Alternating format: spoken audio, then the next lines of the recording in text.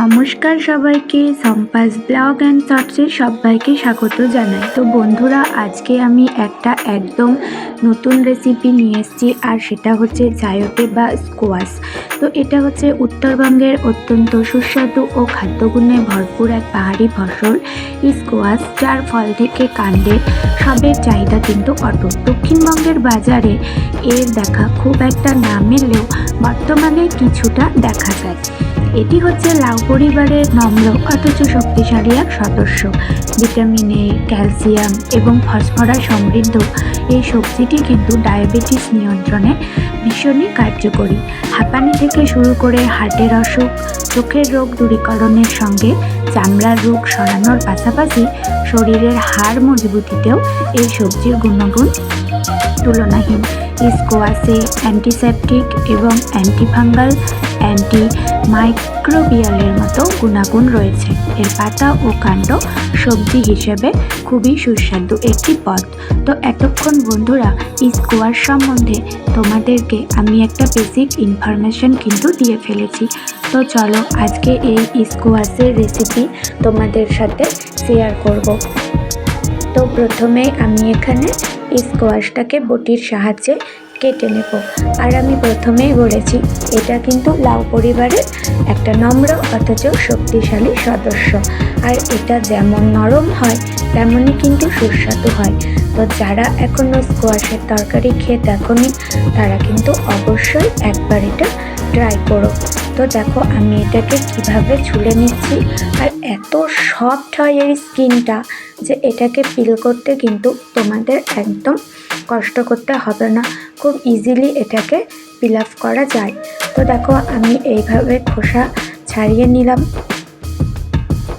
তো আমি কিভাবে খোসা ছাড়িয়ে নিচ্ছি তোমরা দেখে নাও। এইবারে বলি, এই স্কোয়াশটাকে কাটলে পরে ভেতরে কিন্তু একটা বিচি থাকে, আর এইটাকে ঠিক আমি যেইভাবে চেঁচে ফেলে দিচ্ছি সেইভাবে কিন্তু চেঁচে ফেলে দেওয়া হয়। আর এটার আরেকটা গুণ হয় বন্ধুরা, এটা যদি অনেক দিন তোমরা বাড়িতে রেখে দাও তাহলে দেখবে বিচি থেকে কিন্তু অঙ্কুরোদ্গম হয়ে যায়, শেকড় কিন্তু বেরিয়ে পড়ে। তো যাই হোক, এইভাবে আমি খুব ছোট ছোট টুকরো করে কেটে নিচ্ছি। লাইক যেভাবে আমরা আলু পোস্ত কাটি, ঠিক আলু পোস্তর মতো করে কিন্তু আমি স্লাইসগুলো করে নেব। তো দেখো বন্ধুরা, আমার এখানে স্লাইসগুলো করা হয়ে গেছে। তো আমার স্কোয়াশ কাটা রেডি। আর এখানে দেখো আমি এক গামলা জল নিয়েছি, আর গামলাতে দেখেছো জানলার ছায়া পড়েছে। তো আমি এবার খুব ভালোভাবে স্কোয়াশগুলোকে ধুয়ে নেব।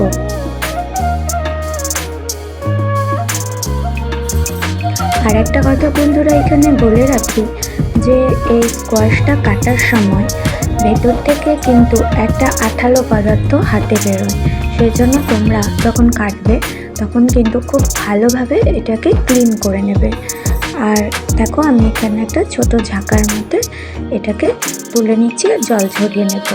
তো এইবারে দেখো কড়াই গরম করে আমি এইখানে শুকনো জিরেকে খুব ভালোভাবে ফ্রাই করে নিচ্ছি। ব্রাউন কালার করে কিন্তু আমি ভেজে নেব। আর এইটাকে দেখো আমার ব্রাউন করার করে জিরেটা ভাজা হয়ে গেছে, কারণ আমি এটা একদম সম্পূর্ণ নিরামিষ পদ রান্না করব।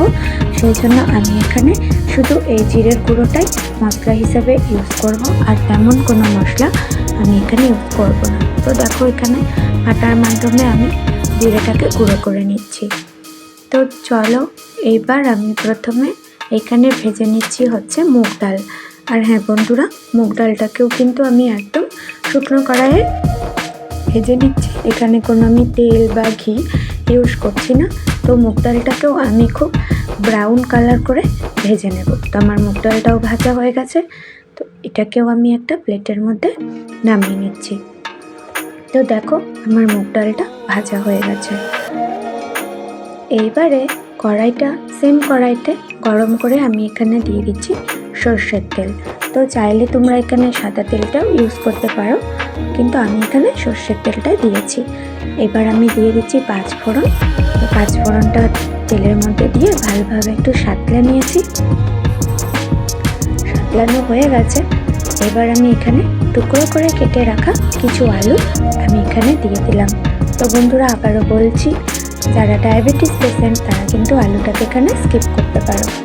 আমি একটু আলুটা দিয়েছি যাতে একটু টেস্টের জন্য। তো আমি আবারও বলছি, তোমরা আলুটাকে চাইলে স্কিপ করতে পারো। এইবার আমার কেটে ধুয়ে পরিষ্কার করে রাখা জল ঝরানো স্কোয়াশটা আমি এখানে দিয়ে দিয়েছি। এবার সবগুলোকে আমি খুব ভালোভাবে ফ্রাই করে নেব। তো চলো আমি এবার এটাকে খুব ভালোভাবে ফ্রাই করে নিই।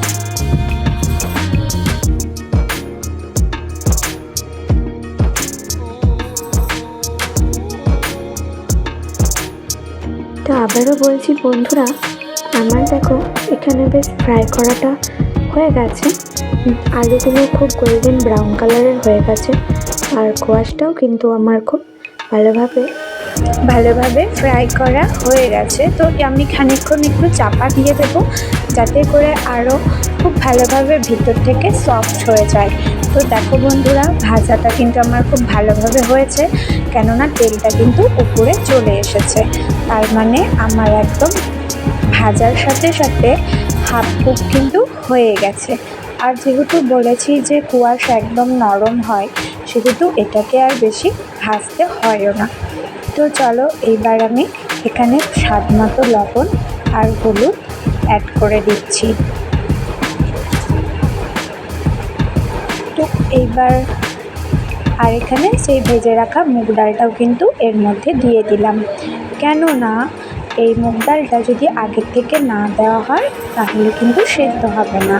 তো সেই জন্য মুগ ডালটাও আগের থেকে দিয়ে এবার সবগুলোকে একসাথে খুব ভালোভাবে মিশিয়ে নেব।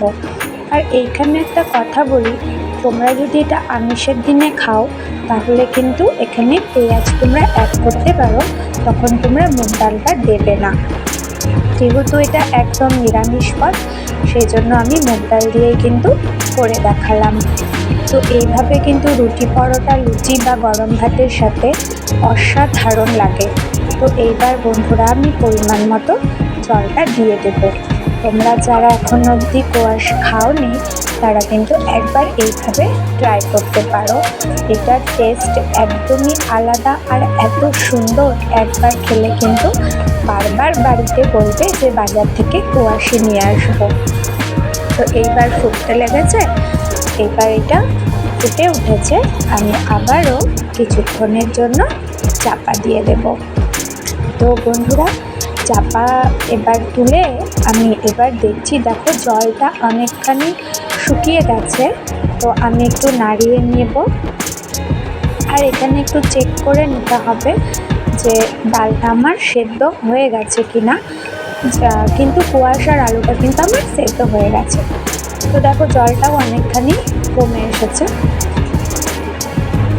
তো ডালটা আমি একটু চেক করে নিয়ে দেখলাম যে না, ডালটা আমার এখনও একটু শক্ত আছে। তো আমি আবার কিছুক্ষণের জন্য চাপা দিয়ে রেখে দেবো। এই যে দেখো চাপা তুলে আমি খুব ভালোভাবে কষিয়ে নিয়েছি। তো দেখো তরকারির ফাইনাল লুকটা এইভাবে হয়েছে। তো কতটা শাইন করছে। আর এইবার আমি সেই ভেজে গুঁড়ো করে রাখা জিরের গুঁড়োটা আমি এখানে দিয়ে দিয়েছি। তো জিরের গুঁড়োটা দিয়ে নাড়িয়ে নিলাম, আর এবার একটু চিনি অ্যাড করে দিচ্ছি যেহেতু নিরামিষ তরকারি। আর বলে রাখি, চাইলে তোমরা এটা রসা রসাও খেতে পারো। তো ভিডিওটা আমার এই পর্যন্তই। আর হ্যাঁ বন্ধুরা, আমি এখানে একটু ঘি দিয়েছি। তো আমার আজকের ভিডিওটা এই পর্যন্তই। তো যদি ভালো লাগে অবশ্যই লাইক, কমেন্ট, শেয়ার করবে। আর আমার চ্যানেলে নতুন হলে চ্যানেলটাকে সাবস্ক্রাইব করে পাশে থাকা বেল আইকনটি প্রেস করে দেবে, যাতে করে আমার সমস্ত ভিডিওর নোটিফিকেশন তোমাদের কাছে পৌঁছে যায়। সবাই ভালো থাকবে, সুস্থ থাকবে, সাবধানে থাকবে। দেখা হবে পরের একটা ব্লগে। Love you all friends, take care, bye by.